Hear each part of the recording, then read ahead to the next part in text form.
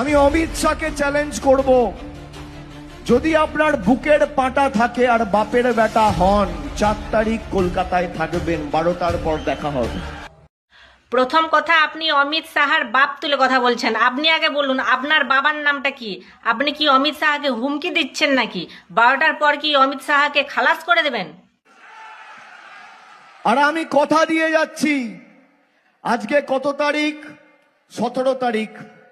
এই মাসে 13 দিন বাকি, আর মে মাসের 4 দিন, 21 দিন পর নির্বাচন কমিশন আর বিজেপি টাটা বাই বাই। আবার মমতা ব্যানার্জির সরকার চতুর্থবার হচ্ছে।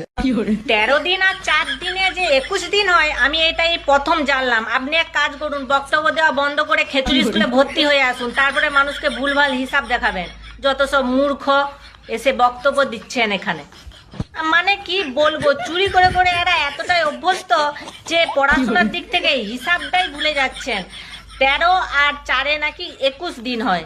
যত সব মূর্খ পাগল আসছে এখানে বক্তব্য দিতে। চোরেদের খেলা শেষ, এবার আসবে বিজেপি সরকার, পাল্টানো দরকার, চাই বিজেপি সরকার। জয় শ্রীরাম। ভিডিওটা শেয়ার করে দাও বন্ধুরা, এই মূর্খদের ভিডিওগুলো সবাইকে দেখতে একটু সুযোগ করে দিন। 13 দিন আর 4 দিনে 21 দিন হয়।